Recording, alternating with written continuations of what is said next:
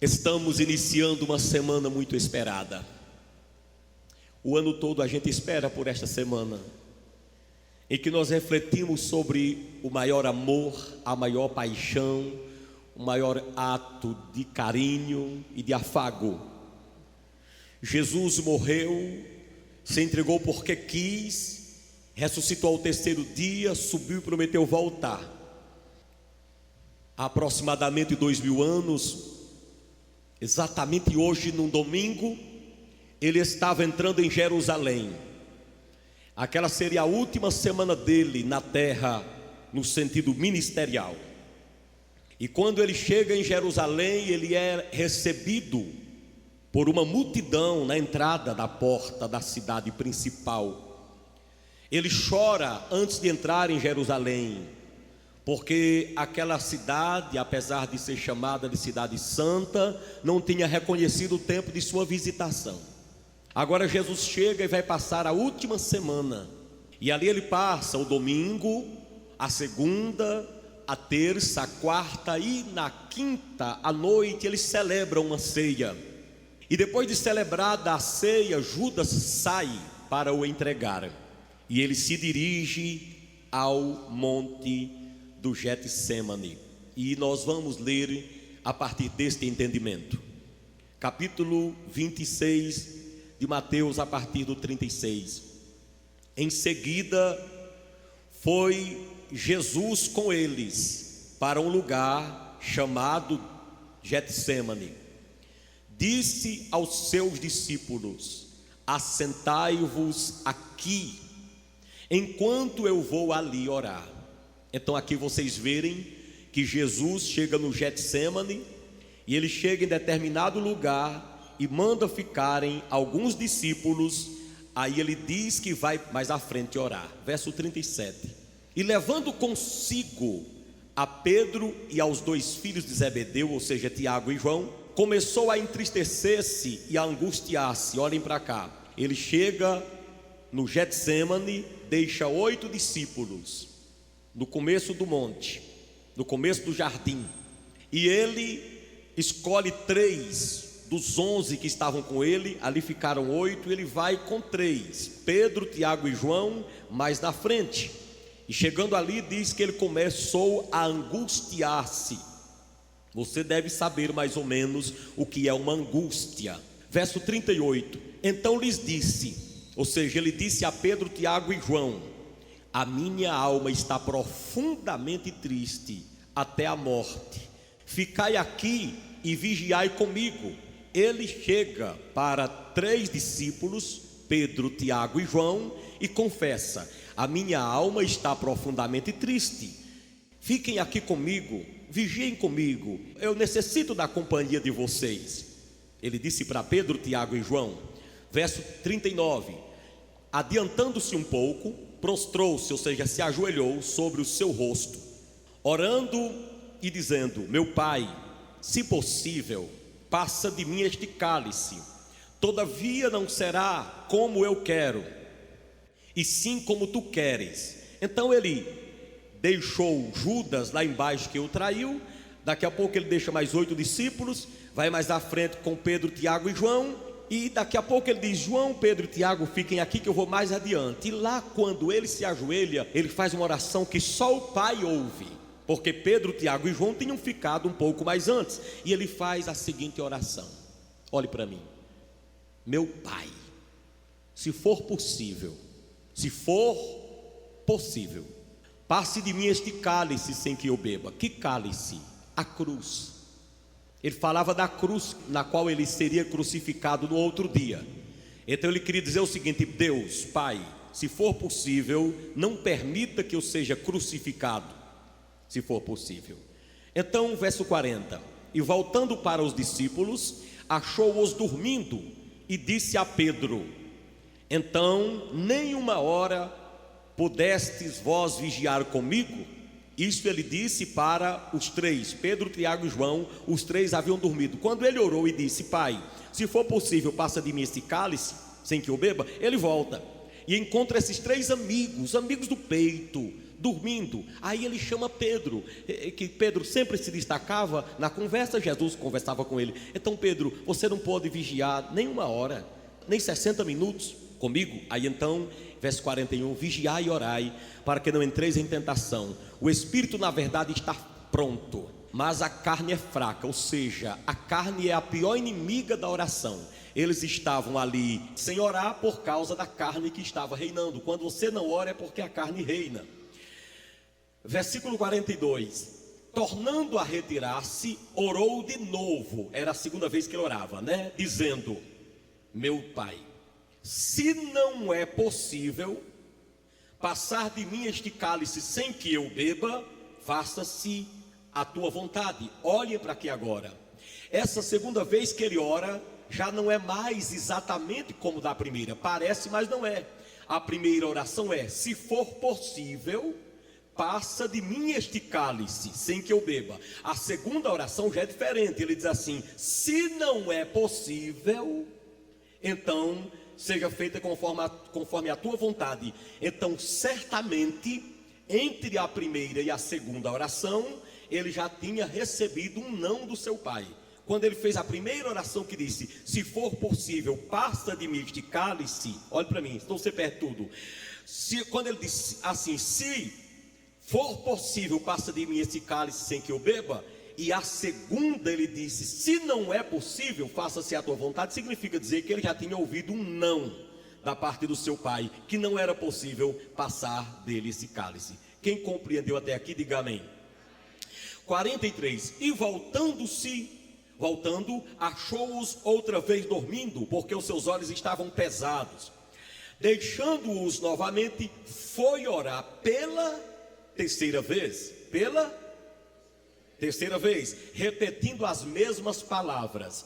Você entenda, repetindo as mesmas palavras, no sentido de que ele colocou sempre a vontade de Deus em primeiro lugar.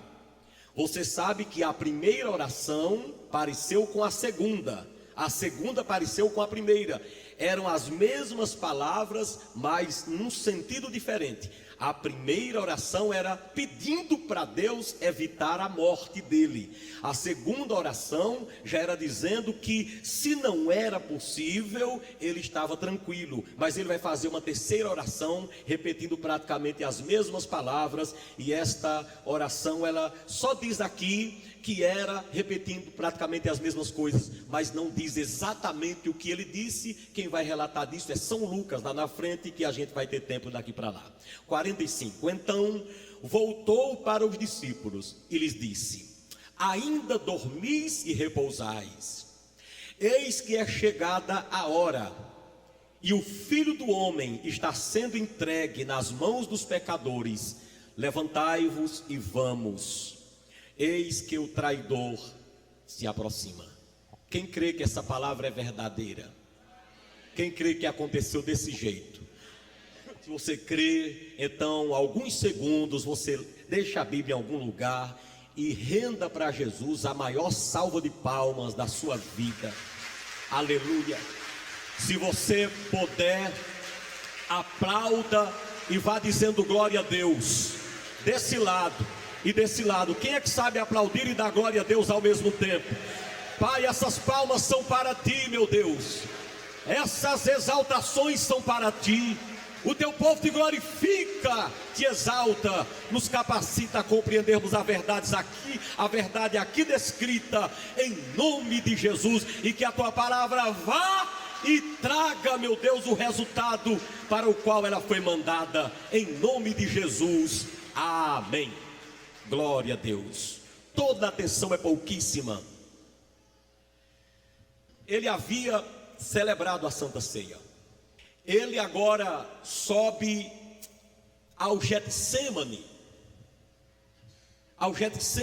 Um jardim que ficava no pé do Monte das Oliveiras.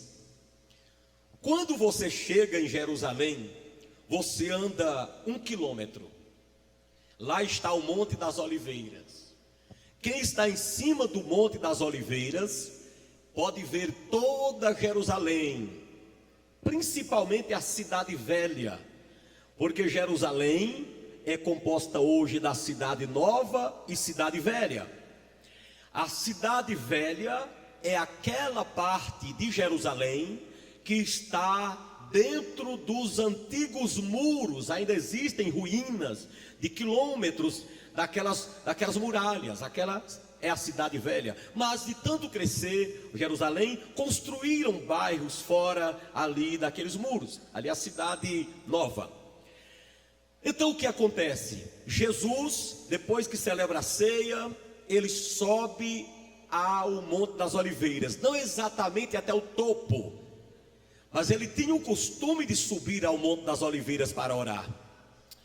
E ali, quando ele chega abaixo do monte um pouco, no pé do monte, ali ele resolve ficar, porque ali tinha um jardim, e ali ele escolhe aquele jardim para passar algumas horas.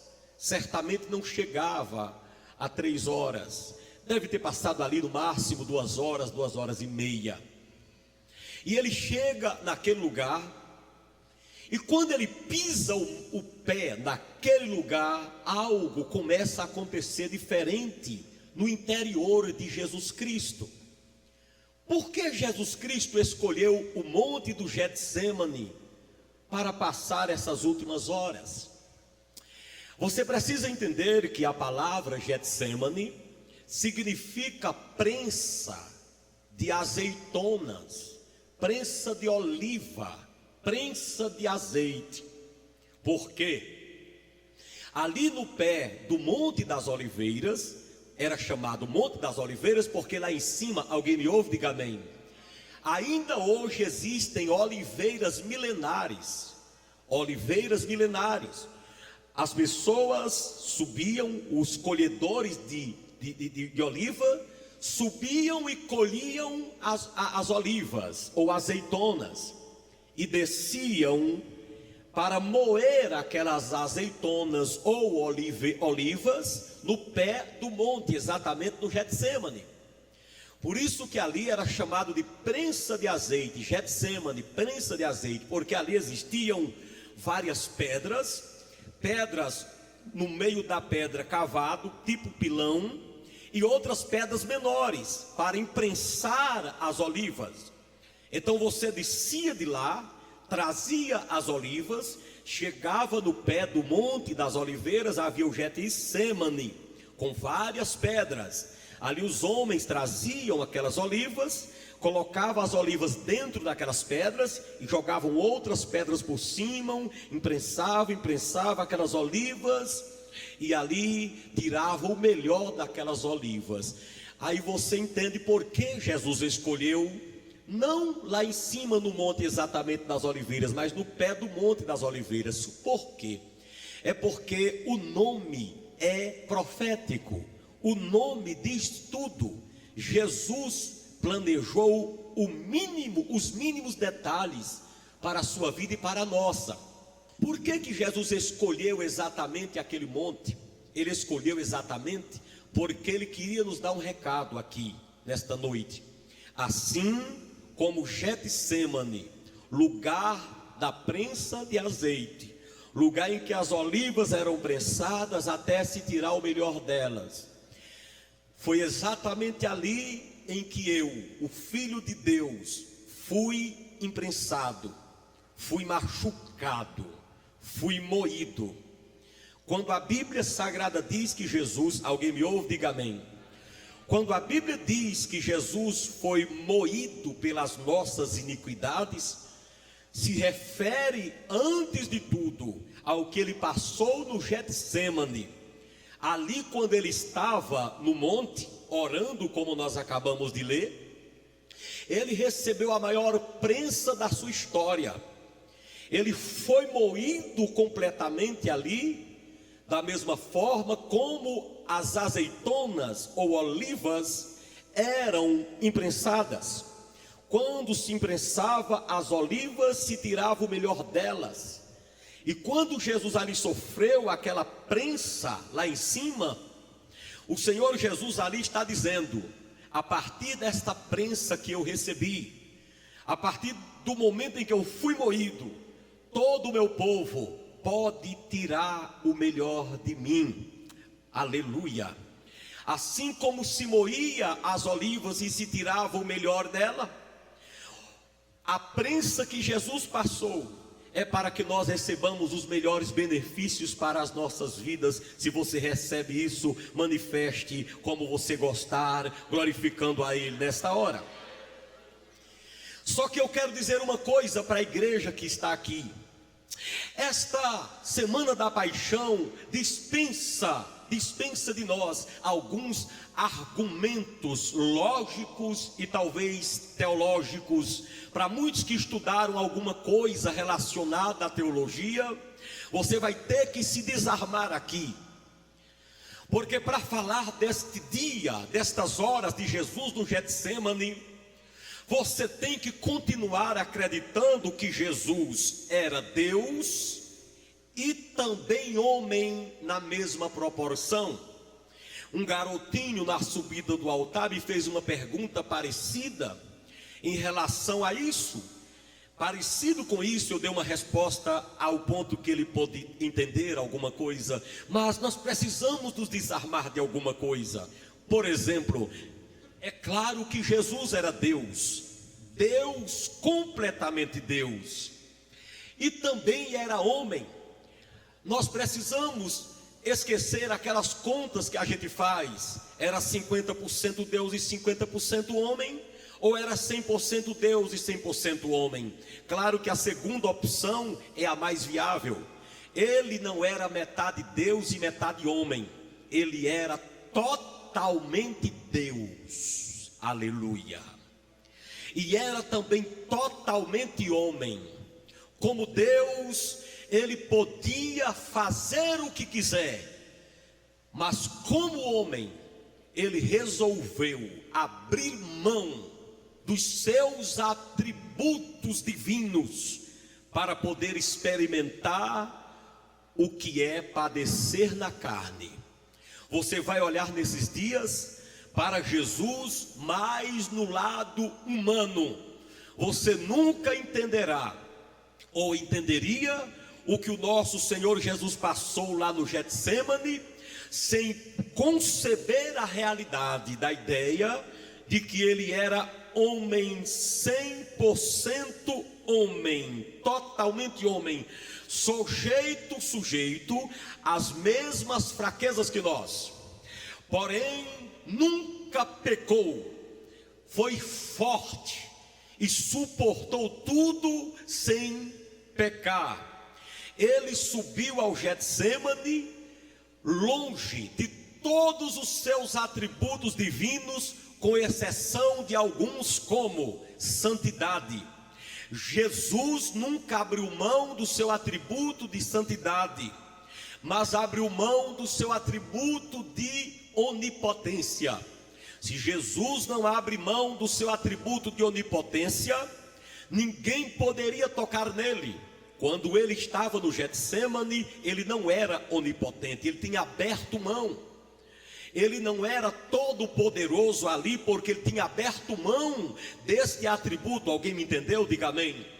Então ele estava auto-esvaziado, significa tirou de si. Alguém me ouve? Diga glória a Deus.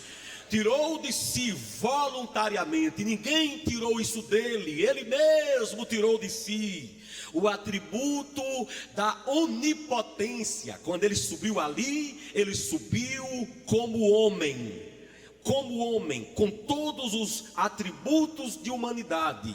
Se tocasse nele, ele sentiria dor.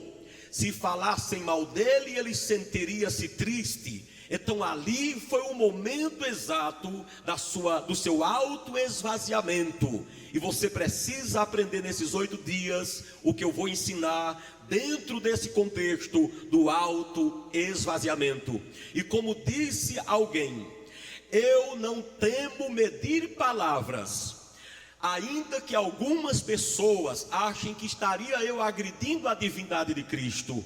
Mas não vou medir palavras e me esforçar para deixar claro na sua mente o que foi que Jesus passou, O tema desta comemoração, dessas celebrações, é a agonia de Jesus no Getsêmani. Getsêmani, prensa de azeite. Foi aí que o nosso Senhor foi imprensado da pior maneira possível. A agonia de Jesus no Getsêmani, agonia, tristeza terrível, angústia na alma, uma seta de depressão das piores que você possa imaginar. Ele estava ali no Getsêmani enfrentando. Bispo, Jesus depressivo, pode crer como 2 mais 2 são 4. Jesus estava, ele mesmo disse: a minha alma está angustiada até a morte. Angustiado até a morte é parecido com aquela expressão do salmista: a angústia do inferno pesou sobre mim. Jesus estava com a angústia do inferno. Se aquilo não era depressão, não existe mais depressão. E junto com essa depressão estava a síndrome do pânico. Jesus ali foi setado em sua alma por depressão, síndrome do pânico. O texto diz lá no livro de Marcos que ele entrou em pavor. Ele ficou apavorado. Lucas dá a entender que ele ficou trêmulo, ficou amedrontado. Ele ficou amedrontado de tal forma que não conseguiu esconder a sua tristeza. Você sabe que tem tristeza que você tem e você consegue escondê-la. Mas lá no Getsêmani, Jesus estava tão triste que não conseguiu esconder essa tristeza. Não teve como Cristo esconder essa tristeza. Quando uma tristeza a gente não consegue mais suportá-la e procura ajuda, ela já está caminhando para um estado mais agravante. Jesus Cristo aqui estava triste e não conseguiu escondê-la. E o texto de Marcos diz que era pavor. O texto de Marcos diz que ele estava apavorado, amedrontado, trêmulo. Então ali era mais do que depressão. Era síndrome do pânico, eram outras síndromes que você possa imaginar. Todo o peso, todas as doenças emocionais que você possa imaginar, estavam agora na alma de Jesus. E era isso que acontecia lá. E eu quero que você preste muita atenção ao que vamos ensinar nesses dias. Eu repito mais uma vez, porque você vai necessitar. Eu gostaria de nesta noite basear o meu sermão na seguinte coisa: eu preciso que você hoje imagine-se dentro de Jerusalém. Imaginou-se? Diga amém. Faça de conta que você está na ceia com Jesus, celebrando a última ceia na quinta-feira à noite. Quem imaginou, diga amém. Agora eu quero que você imagine comigo você andando para o Getsêmani. E eu quero que você ande para o Getsêmani com Jesus no seguinte pensamento. Primeiro, no pensamento de Moisés, tirando as suas sandálias no sentido espiritual, porque o lugar é santo. Quantos glorificam a Deus? E também no pensamento de Jacó: quão terrível é este lugar.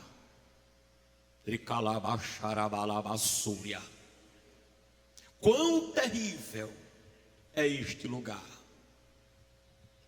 Vamos nos aproximar do jardim da agonia. Repita comigo: vamos nos aproximar do jardim da agonia. Vamos nos aproximar da seguinte forma: tomando conhecimento de uma frase que o doutor Lucas esboçou. Se você ler no capítulo 4 de Lucas, na tentação de Jesus, a Bíblia diz que o diabo passou 40 dias tentando Jesus. E Jesus venceu o diabo nos 40 dias. Mas no final, quando o diabo foi saindo, a Bíblia Sagrada diz assim, lá no verso 13, diz assim: e o diabo foi embora, até a ocasião oportuna. E qual foi essa ocasião oportuna? A ocasião oportuna foi esse momento no Getsêmani. Quando Jesus chega lá no Getsêmani, o diabo lá estava. E eu posso imaginar o diabo dizendo: eu não disse que eu voltava na próxima oportunidade? Aqui eu estou esperando você. Pense bem no que disse Lucas. Ele se foi até a próxima oportunidade. Agora Jesus chega no Getsemane, deixa 8 discípulos lá embaixo, deixa 3 mais adiante e vai mais adiante. Lá estava o diabo preparado, com todas as artimanhas do mundo, para atormentar a mente do nosso Salvador. Pense nisso, o diabo estava ali. Vamos nos aproximar do Getsemane, tomando conhecimento também de uma coisa. A Bíblia, ela fala de 3 jardins, os jardins mais famosos do mundo. O primeiro jardim é o jardim do Éden. O segundo jardim é o jardim do Getsemane. O terceiro jardim é o jardim do céu. O jardim do Éden foi o jardim da separação. Lá o homem teve uma separação de Deus. Lá o homem pecou. O jardim do Getsemane foi o jardim da submissão. Lá Jesus orou, recalabassuri cantalabachai. Ele orou dizendo ao Pai: eu quero evitar a morte na cruz, mas eu não quero te deixar decepcionado. Eu prefiro crucificar a minha vida do que sacrificar a vontade do meu Pai. Aleluia. O terceiro jardim mais famoso do mundo está no capítulo 22 de Apocalipse. A Bíblia Sagrada diz que lá no céu, na Nova Jerusalém, no meio da praça, tem uma árvore, e há um rio que passa ali, e aquela árvore é a árvore da vida. E ali a palavra de Deus diz que ela é regada o tempo todo, e aquela árvore produz frutos para a saúde dos santos. Ali é o último jardim onde nós iremos estar. Nós sabemos do jardim do Éden, que foi o jardim da separação. O jardim do céu, que será o jardim da satisfação. Mas hoje nós estamos tratando do jardim da submissão. Entre no jardim do Getsemane hoje, pedindo ao Espírito Santo que lhe ajude a agir como Jesus. Todos nós passamos pelo Getsemane aqui ou acolá. Todos nós passamos pelo jardim da agonia aqui ou acolá, seja por 2 horas, ou por 1 ano, ou por 2. Quem nunca sofreu alguma agonia na alma? Quem nunca sofreu depressão na alma? Claro, na alma sempre tem que ser lá. Quem nunca sofreu nenhuma síndrome, nenhum ataque interior, precisa pedir a Deus que Ele livre. Mas ninguém está isento de sofrer, e nem ninguém é menos espiritual porque nunca sofreu, nem mais espiritual. Sinceramente, você tem que colocar na sua mente: ninguém, por nunca ter sofrido um ataque interior, pode dizer eu sou tão crente que a depressão e a síndrome e o pânico nunca me pegou. Mas, meu irmão, se você também foi tocado por alguma coisa dessa natureza, essa agonia era no campo mental. Se você nunca foi tocado por problemas emocionais, você também não pode dizer que não foi. Porque você é mais espiritual do que alguém, de forma que quem foi tocado por essas coisas, não pode se considerar melhor do que ninguém, menor do que ninguém. Eu vou repetir: quem nunca foi tocado por essas coisas, não pode dizer assim, eu sou melhor. E quem foi, não pode considerar menor, porque o próprio Jesus foi. O jardim do Getsemane foi o jardim da submissão. Eu quero levar você para lá hoje.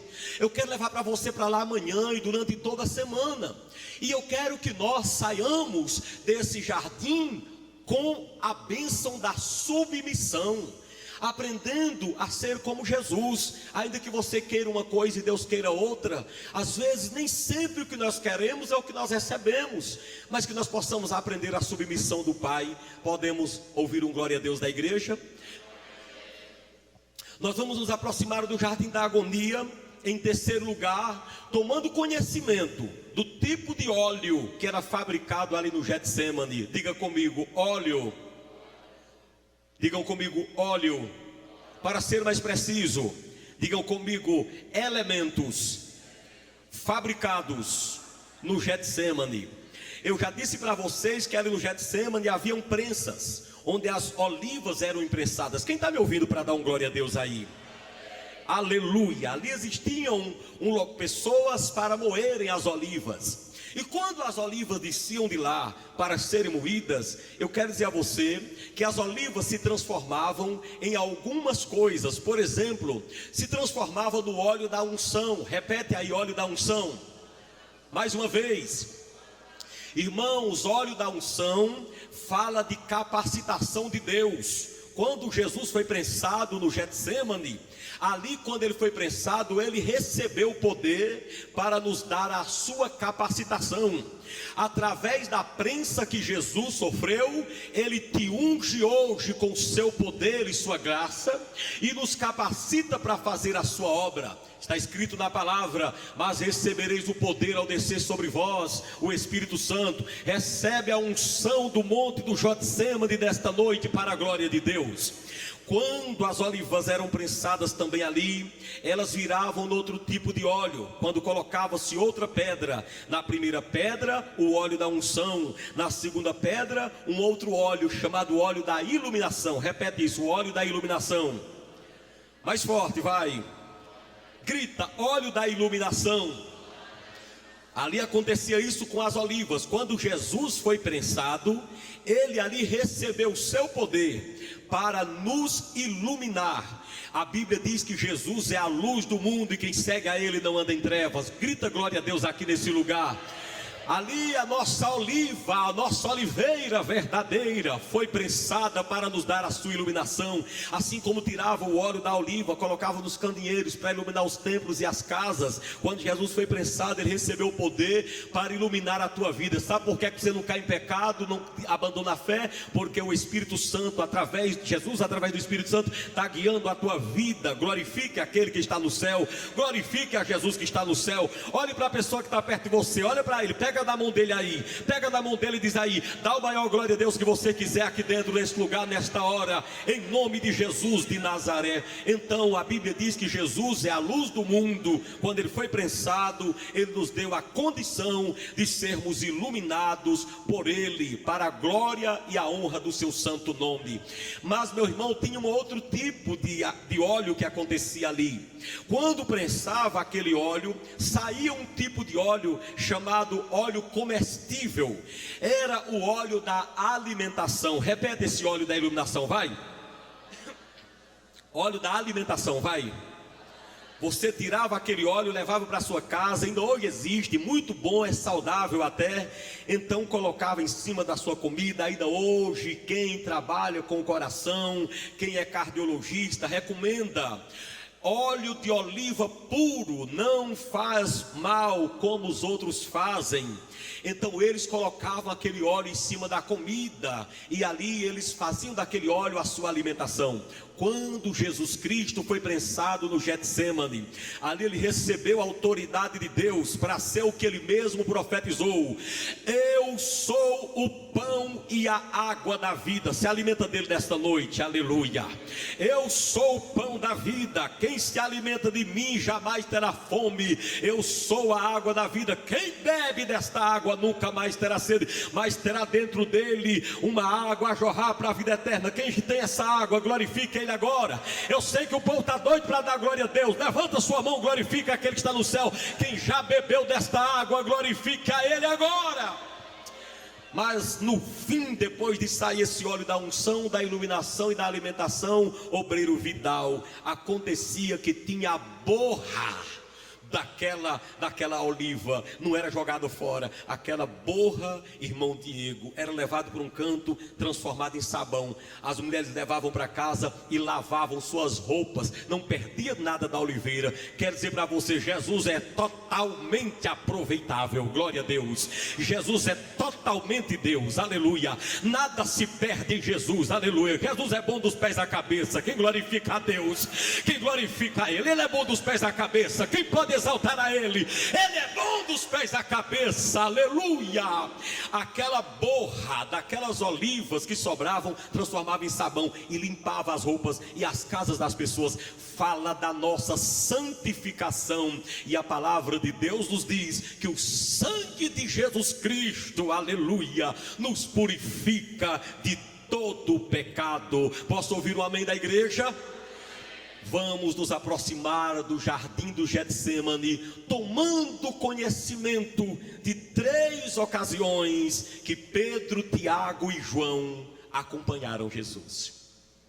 Vocês sabem muito bem que aqui Jesus, lá embaixo fica Judas para traí-lo, mas na frente ele deixa 8 discípulos. Aí aqui ele leva Pedro, Tiago e João para cá e vai mais adiante orar. Pedro, Tiago e João. Repete o nome dos 3. Mais uma vez. Por 3 vezes esses 3 discípulos participaram de momentos espetaculares, irmão Edivânio, com Jesus. A primeira vez que eles participaram de um momento especial com Jesus, eu vou colocar primeiro e segundo, sem ordem dos acontecimentos. Mas eles se apresentaram a Jesus lá no Monte da Transfiguração. Repete, Monte da Transfiguração. Mais uma vez. A palavra de Deus diz que Jesus levou Pedro, Tiago e João e subiu no monte, talvez Monte Gerizim, não diz o nome, mas poderia ser esse nome, esse monte. Lá no Monte Gerizim, Jesus se transfigura e aparece ali com Elias e Moisés. E Moisés e Elias conversavam com Jesus, era a respeito da sua crucificação mesmo. Quando Pedro, Tiago e João olham para aquela cena no Monte da Transfiguração, eles se impressionaram com os 3 e ficaram tão impressionados com Jesus e os outros santos, que eles disseram: Senhor, vamos fazer aqui 3 tendas, uma para ti, outra para ti, outra para ti. Uma será tua, outra para Moisés, outra para Elias. Aí uma voz do céu bradou e disse: epa! Não compare meu filho com Moisés e Elias, não. Este é o meu filho amado em quem eu tenho prazer. Cadê a igreja para glorificar aquele Senhor? Presbítero Forte, no Monte da Transfiguração, Pedro, Tiago e João conheceram a pessoa de Jesus. Diga amém. Mas mais na frente eles vão à casa de Jairo. Só os 3 acompanham. E ali quando chegam, presbítero evangelista Francis Bar, na casa de Jairo, vão chegando perto, a menina estava morta. E Jesus Cristo dá uma palavra e a menina ressuscita. Pedro, Tiago e João conheceram o poder. Repita comigo, conheceram o poder. Comigo, no Monte da Transfiguração. Mais forte. Eles conheceram a pessoa do Senhor. Na casa de Jairo, eles conheceram o poder ressurreto de Jesus. Agora comigo, no Monte do Getsêmani, eles não vão conhecer a pessoa porque já conheciam, nem vão conhecer o poder da ressurreição porque já conheciam. Agora eles vão conhecer de fato a agonia, o sofrimento, a angústia, e vão ver de perto um homem que é Deus, mas agora está absolutamente, vamos dizer assim, como homem agonizado. Ele já tinha conhecido o poder, já tinha conhecido também a pessoa de Jesus. Agora eles vão conhecer a agonia. Agora eles vão conhecer a depressão deste homem, como este homem estava tão fragilizado naquele lugar, como a agonia tomou conta dele. E eu me lembro do que disse o apóstolo Paulo: quando eu penso no Monte da Transfiguração, onde eles conheceram Jesus, quando eu penso na casa de Jairo, onde eles conheceram a ressurreição de Jesus, através daquela menina, para aquela menina, e quando eu penso no Getsêmani, onde eles conheceram o sofrimento de Cristo, eu me lembro do que Paulo disse aos filipenses. Ele disse assim: tudo que para mim era ganho, eu considerei perda por amor de Cristo, para poder conhecê-lo. Quando ele diz para poder conhecê-lo, eu me lembro do Monte da Transfiguração. E ele continua: e também conhecer a virtude da sua ressurreição. Quando Paulo fala na ressurreição, eu me lembro da casa de Jairo. E ele continua: para conhecer a comunicação dos seus sofrimentos. Aí eu me lembro do Getsêmani, onde o Senhor Jesus sofreu sua agonia. Quem está abismado com a palavra igual a eu, aplauda Jesus de Nazaré, porque a Bíblia Sagrada é fiel. Ela nos mostra. Diga para uma pessoa que está perto de você, olhe para ele e diga assim: não perca nenhuma ministração essa semana. Deus vai falar contigo. Fala para ele: Deus vai falar contigo. Se ele crê e você crê, você vai dar um brado de glória a Deus aqui nessa igreja, vai glorificar aquele que está nos céus. Quem pode dar glória a Deus e aplaudir aquele que é fiel, bem forte, porque ele é Deus. Não perde nenhuma noite, você vai mergulhar na palavra.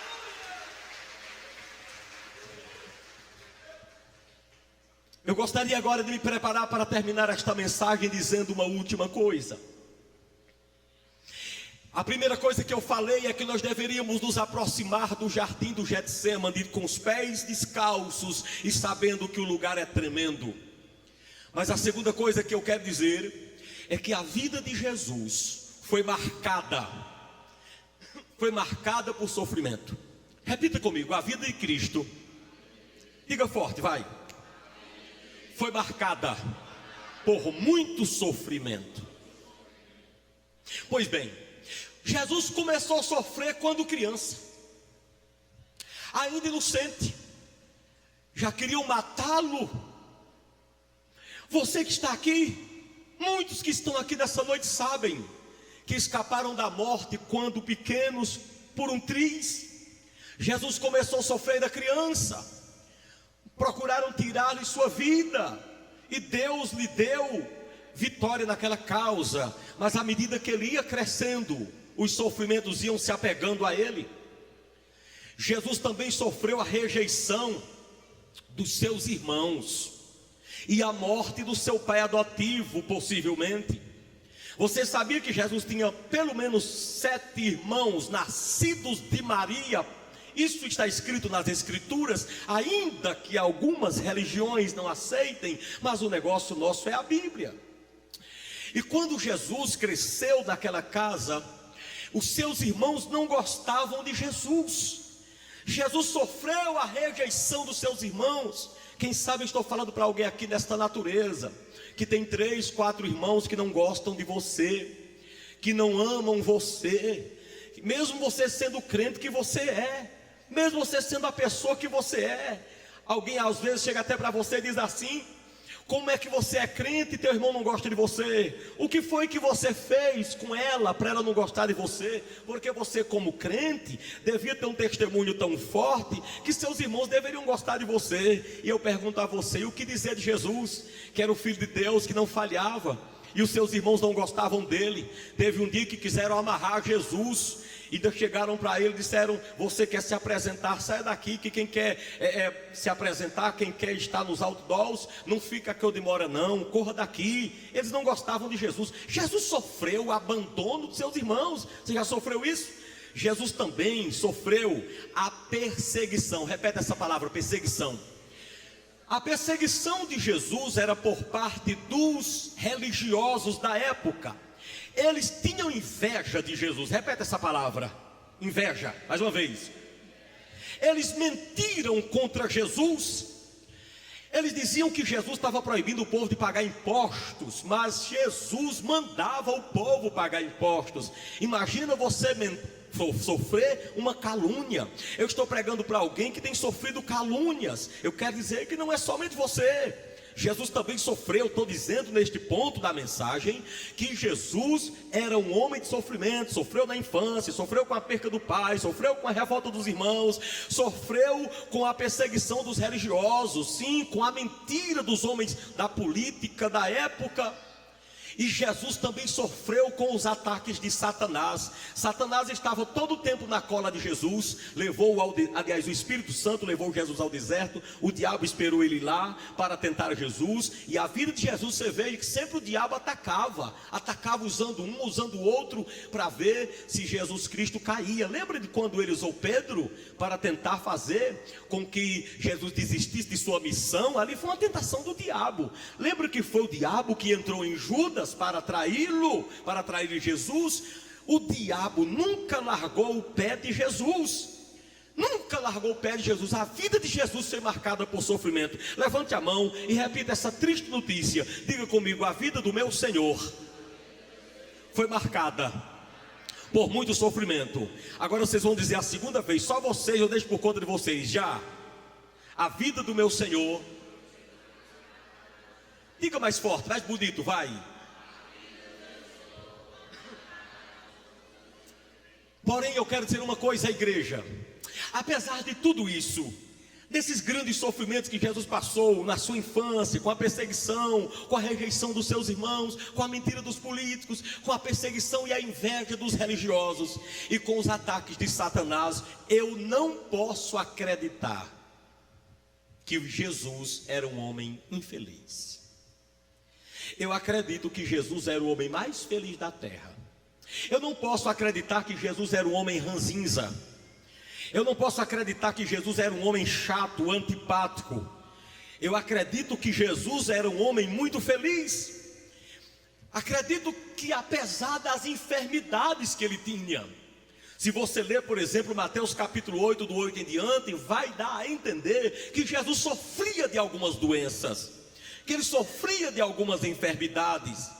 Sim, ele levou sobre si as nossas enfermidades, pode ter se manifestado nele em tons materiais, mas eu acredito que mesmo isso não tirava a felicidade de Jesus, com certeza.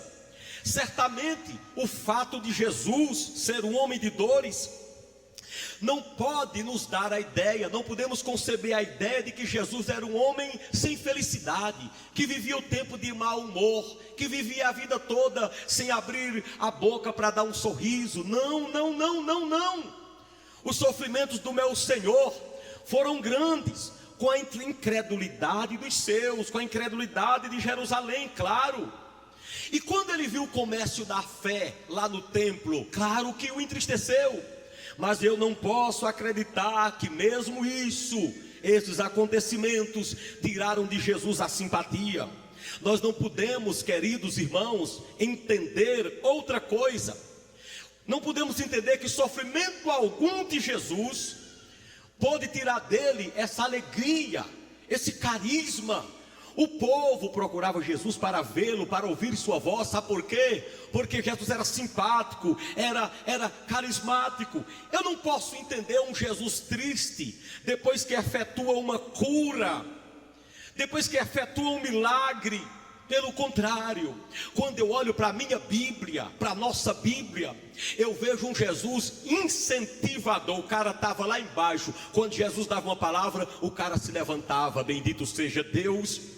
A pessoa estava lá embaixo, arrebentado, não sou nada, cada um com a pedra na mão para atirar naquela mulher. Jesus dava uma palavra àquela mulher: mulher, ninguém te condenou. Condenou não, pois eu também não te condeno. Eu não posso acreditar num Jesus infeliz, antipático, não. Eu tenho que acreditar num homem encorajador. Diga comigo, meu Jesus era encorajador, meu Jesus era motivador.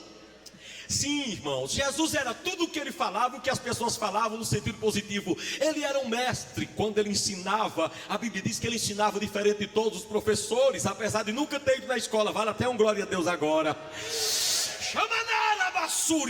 Apesar de nunca ter feito grande faculdade, ele falava como qualquer outro rabino, e ainda ganhava de todos os rabinos. Com 12 anos ele já dava aula a homens que tinham feito doutorados ao pé dos melhores professores da Galileia e da Judeia e de Samaria. Com 12 anos ele dava show de Bíblia no Antigo Testamento. Aplaude, aplaude, aplaude a ele agora. Aplaude a ele agora. Bastava Jesus abrir a boca, o triste ficava alegre, o desanimado se animava, porque ele era um mestre, era um psicólogo por excelência. Se tem uma coisa que Jesus falou e fez na Bíblia, foi ao coração e fez, curou a mente. Uma mulher estava doente há 12 anos. A enfermidade tinha pego essa mulher quando ela tinha 12 anos. Ela adoeceu de uma hemorragia. E a palavra de Deus nos assegura que aquela mulher ficou 12 anos longe da família. Por quê? Uma mulher naquele estado de saúde, de doença, não podia tocar ninguém, porque que tocasse alguém, aquela pessoa seria amaldiçoada. A mulher com hemorragia, 12 anos sem ir em casa, 12 anos sem ver o pai, 12 anos sem ver a mãe, 12 anos sem ir na igreja, 12 anos sem tocar ninguém, emagrecendo. Essa mulher deve estar pesando agora 38 quilos, 37 quilos, anêmica, imunda. Todo mundo dizia: a imunda ainda está lá. E a Bíblia diz que todos os dinheiros já tinham gasto com aquela mulher. Ela não saía dali nunca mais, ela estava condenada a morrer lá. Mas um dia ela disse: o que é que eu vou fazer da minha vida? Ela estava em determinado lugar e alguém disse, dentro lá do pavilhão onde ela estava: dizem que um homem que cura doente vai passar aqui pertinho da nossa casa hoje. E ela disse: pois eu vou atirar a derradeira bala que eu tenho no meu gatilho. Eu vou sair daqui e eu vou tocar nele hoje. Alguém disse: você não pode ir porque você é imunda. Você não pode tocar em ninguém, muito menos em profeta. Se você tocar em profeta, esse homem é tido como profeta. Todo mundo vai te apedrejar lá mesmo. A multidão que sabe de tua história aqui nesse lugar vai te apedrejar lá mesmo. Ela diz: eu vou jogar a última pedra que eu tenho, mas hoje ou vai ou racha. Hoje eu ajusto minha vida, ou vai dizer porque não vai. Eu vou apostar tudo. E ela saiu. Claro que ela saiu toda coberta, porque ela não podia sair dali sem disfarce algum. Ela se disfarçou. E quando Jesus passou ali naquele lugar, certamente de onde ela estava até onde Jesus iria passar, ela caiu umas 10 ou 15 vezes. A Bíblia Sagrada diz que a multidão começou a imprensar Jesus, e ao invés de Jesus andar rápido, que ele sempre andava rápido para cumprir seus compromissos, nesse dia ele deixou a multidão apertar ele. Quem glorifica a Deus? E ao invés dele andar bem rápido, a multidão apertava. E a Bíblia diz: e ele não podia andar rápido por causa da multidão. Mas na verdade não era por causa da multidão, era porque tinha uma mulher lá que ia esperar ele lá na frente. Se ele fosse rápido, ele passava. E a multidão apertava Jesus para que desse tempo a mulher ficar lá. Quem entendeu o que eu estou falando? Glorifique a Deus. A mulher caía, levantava, caía, levantava. E a multidão apertando, Jesus deixando. A mulher lá vem, toca, e ela é curada. Olha o psicólogo em ação. A mulher se viu, não tinha mais sangue nas pernas nem no chão, foi curado tudo. Lá vem saindo a mulher de mansinho. Jesus diz: quem me tocou? A mulher, agora que estava curada da hemorragia, ficou se tremendo de medo, tremendo os lábios, sem pânico. Por quê? Jesus dizia: quem me tocou, e procurava. Ela dizia: ele vai descobrir que fui eu. E na hora que descobrir que eu toquei no profeta, toda a multidão vai me apedrejar. Porque é dito aqui nesse lugar que se uma mulher com hemorragia tocar num profeta, ela morre. E ela se tremendo, Jesus procura, e viu que a mulher se livrou de um problema no corpo, mas estava com um problema na alma. Tem muita gente sadia no corpo, não tem nada no corpo. Jesus já curou o corpo, mas a mente está doente ainda. Olha o psicólogo dos psicólogos em ação. Ele olha para aquela mulher e disse: mulher, por que tu estás com medo? Não tenha medo, vai em paz, a tua fé te salvou. O psicólogo está aqui nesta noite para tocar na sua vida. Cadê a igreja para aplaudir e glorificar ao meu Deus?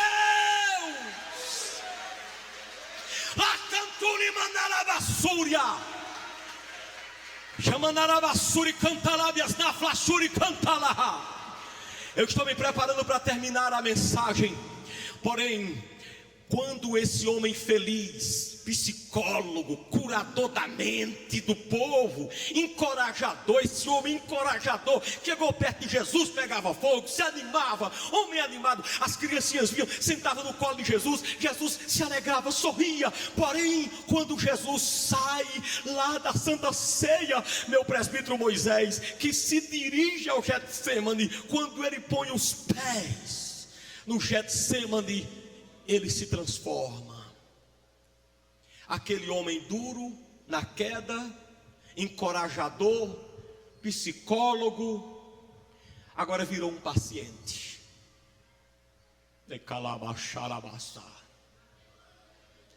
Aquele médico, aquele psiquiatra, agora ele vira um paciente. E um paciente especial, em grau máximo de angústia, em grau máximo de um problema interior, em grau máximo de depressão. Segundo a psiquiatria, existem 3 níveis de depressão: a leve, a média e a aguda. Jesus estava com a depressão aguda, que ele pisa no monte, as coisas começam a se transformarem para ele, e ele diz logo: a minha alma está arrebentada, a minha alma está abatida, a minha alma está entristecida, a minha alma está entristecida. Meu Deus, o que foi que fez esse homem alegre, jovem, com 33 anos, cheio de vida no corpo? O que foi que fez esse homem agora, mudar a sua história, mudar o seu jeito. Agora não era mais um encorajador, era um homem sem coragem. Não era mais um animador, era um homem sem ânimo. Não era mais um psiquiatra, era um homem com a síndrome do pânico. Que foi que fez isso? O que foi que fez isso? Que aconteceu com Jesus ali? O que foi que aconteceu com esse homem que ajudou pessoas a saírem do mundo da depressão, do mundo das síndromes, da inferioridade? Agora está ali no monte do Getsemane com essa agonia terrível. Meu irmão, quando o diabo atacou Jesus, não vemos ele com esse desespero todo. E o que é mais forte do que um ataque do diabo no deserto? Quando seus irmãos traíram Jesus, ele, claro, ficou achando ruim, mas não diz que ele ficou com essa tristeza toda. O pai de José morreu, o pai adotivo, o pai de Jesus morreu, o pai adotivo, e nós não temos nenhum registro na Bíblia de tanta tristeza de Jesus. Sim, seus irmãos o rejeitaram, mas ele nunca se lamentou quanto a isso. Sim, quando esqueceram dele em Jerusalém, um menino com 12 anos, a Bíblia não fala de nenhum sofrimento dele, de nenhuma tristeza, nenhum desespero dele. Quando ele ficou em Jerusalém, criança com 12 anos, a Bíblia não diz que ele ficou desesperado: cadê papai, cadê mamãe, cadê papai, cadê mamãe? Pelo contrário, aquele menino cheio de vida corre para a igreja e vai lá congregar. Os seus pais encontram depois. Quem ficou desesperado foram seus pais, mas ele mesmo estava com a cabeça levantada. O que acontece com esse homem que passa por tudo isso? Quando seu amigo Lázaro morreu na sepultura, ele chorou, mas não suou sangue. O que foi que aconteceu agora no Getsemane? Que ele agora está tão desesperado, tão angustiado, tão desesperado, tão em pânico, que agora o seu suor se transforma em gotas de sangue. Ele começa a suar, que nem eu estou suando aqui, ó. Daqui a pouco esse suor começou a se transformar em sangue. Eu acho interessante as coisas da Bíblia, porque Jesus no Getsemane, meus queridos e amados presbíteros, pastor Cabral, no Getsemane, o suor, a água que desce dele se transforma em sangue. Na cruz, o sangue que desce dele se transforma em água. É uma coisa totalmente fora do nosso entendimento. O que foi que aconteceu no Getsemane para deixar Jesus tão angustiado ao ponto de dizer: estou desesperado, estou em pânico, Pedro, fica aqui comigo. Você já se viu assim, num pânico dessa natureza, que você diz: não posso ficar só, segure minha mão, Pedro, fica perto de mim. Ele andava para cima e para baixo, de um lado para outro, inquieto no Getsemane. O que foi que aconteceu com este homem? O que foi que aconteceu? Que transformação foi essa? Eu quero dizer a você nesta noite que, claro, que tem muita coisa a ser dita, que será dita amanhã em diante, mas uma coisa eu quero dizer: tudo isso aqui ele passou, não foi porque ele merecia, não foi porque ele aprontou nada para estar. Ele passou por um motivo. Fique de pé, fique de pé. Eu vou dizer qual foi o motivo. Olhe para mim. Eu vou dizer qual foi o motivo que fez com que aquele homem tão alegre, tão alto astral, de repente mudasse, saísse do mundo do incentivo e passasse a necessitar agora, clamar, implorar pela atenção de alguém. Por que foi isso? Nós temos muito a dizer sobre isso, mas uma coisa é o suficiente. Sabe quem fez aquele desespero em Jesus? Você é o causador. Eu sou o causador. Eu fiz aquilo dali tudo. Eu causei aquela angústia em Jesus. Você imagina um crítico dizendo assim: como é que ele ajudou os outros e agora está precisando de ajuda e está pedindo ajuda?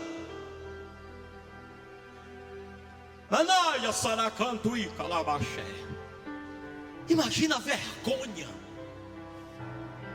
de deixar de atender um paciente que está com problema psicológico e agora ter que estar atrás daqueles que ele ajudou na mente, e pedindo a eles só uma coisa: Pedro, fica comigo. Aí Pedro dormia. Pedro, se acorda, Pedro. E a palavra de Deus diz que ele chorava. Hebreus diz que ele lágrimas descia.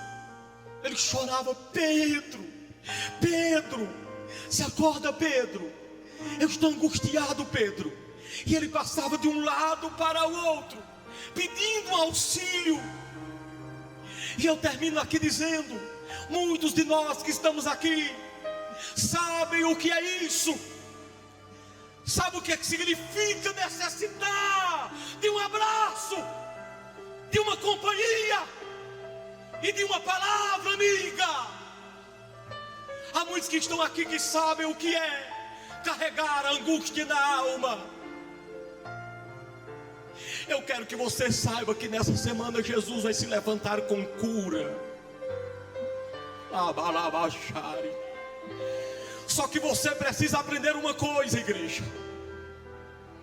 Você precisa esquecer que porque veio no domingo, na segunda não precisa vir.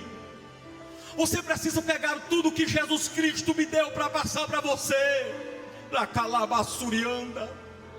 Você precisa comer tudo que Jesus me falou. E aqui, para fazer os apelos dessa noite, eu digo algumas coisas e eu quero que vocês deem as mãos, nem que feche o corredor. Aqui em cima também. Eu gostaria de dizer a você: a vida de Cristo foi marcada pela dor e pelo sofrimento. Mas é no Getsemane que a sua natureza humana frágil se manifesta ao ponto de entrar em pavor. Onde é que você entra em desespero? Onde é que você entra em desespero? É na zona da dívida. Você se lembra daquela dívida e você perde noites de sono, fica inquieto. Onde é que você está encontrando desespero? É no âmbito de uma traição? É no âmbito de uma desilusão? É quando pensa em alguém da tua família que sofre? É o teu Getsemane.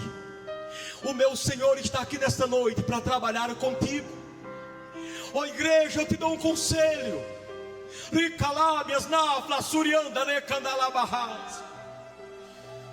Nunca critique uma pessoa de fé que estiver com a alma abatida. Nunca critique. Nunca atire pedra. Nunca diga que é falta de fé. Nunca diga que é falta de Deus. Porque Jesus não tinha Deus, Ele era Deus.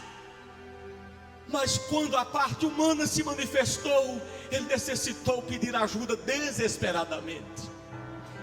Então não critique alguém que sofre. Não critique tua esposa quando diz: estou angustiada. Não diga que é besteira. Não diga que é bobagem, porque não é bobagem.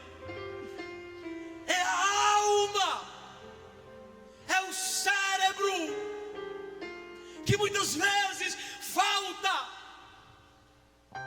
substâncias da alegria, e o homem desmorona, o homem cai. Mas eu tenho um último conselho para dar. Você que está aqui, que sofre de angústias assim, já passaste noite sem dormir, já passaste dias sem conseguir dormir, de tanta angústia. Ei, não se sente menor não. Não se sente tão fraca, tão fraco. Não se sente derrotado não. Quem sabe é o teu Getsemane que tu estás passando. Mas o choro pode durar uma noite, mas a alegria vem pela manhã.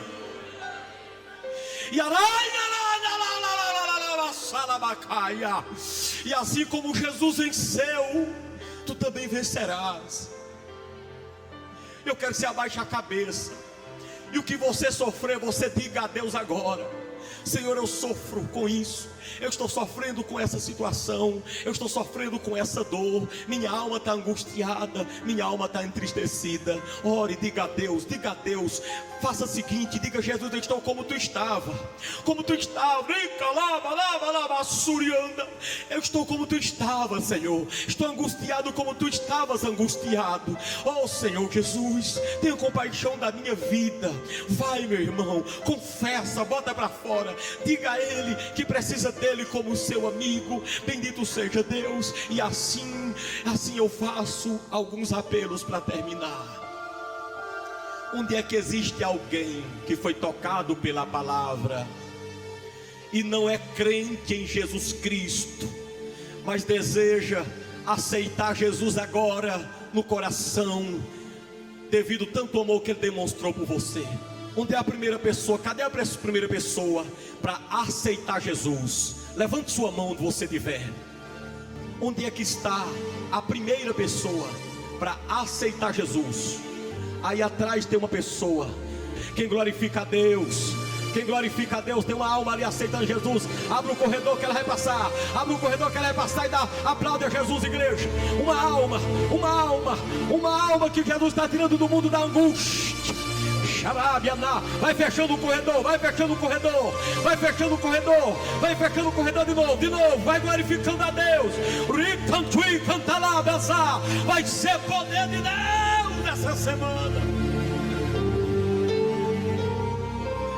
Onde é que está a segunda pessoa que quer aceitar Jesus agora? A segunda pessoa que quer aceitar Jesus, pode fechar o corredor, dar as mãos novamente, pedindo a Deus. Levante a mão quem quiser aceitar Jesus. Quem quiser aceitar Jesus, levante sua mão, onde você estiver. Tem gente desviada, gente desviado, desviou total. Mas hoje, quer voltar para a igreja, levante a mão. Tu está desviado? Tem certeza? Está parelado? Então venha para se ajeitar agora diante de Deus. Quem glorifica a Deus? Quem glorifica aquele que está no céu? Venha para cá, exalte a Deus. Ali tem um terceiro, um jovem que eu amo. Venha, corre para cá. Olha aí. Quem glorifica a Deus, fazendo uma nova aliança com Jesus. Quem glorifica, aplaude e dá glória a Deus. Dá glória a Deus. Cadê a quarta pessoa que está meio amarelado na fé? Está desviado da igreja, nunca mais congregou, não veio mais para a igreja, não se interessa mais, não entrega dízimo, não entrega oferta. Vem. Quem glorifica aquele que está no céu, está amarelado, vem. É noite de vitória. Mas não tem igreja para ficar, não se firmou numa igreja ainda e quer ficar nessa a partir de hoje. Você é crente, mas está sem igreja e quer ficar nessa porque você está sem igreja. Levante a mão. Onde é que está? Alguém que é crente, mas está sem igreja. Essa aqui está aceitando. Lucilda! Lucilda! Cadê tu, Lucilda? Está vindo a gente ali. Glorifica a Deus, igreja. Lucilda, cadê tu, Lucilda? Tua irmã está aceitando, Lucilda. Dá um abraço dela aqui, Elilanha. Eita, glória a Deus. Teu rosto é outro, minha filha. Quem dá glória? Cadê o glória da igreja?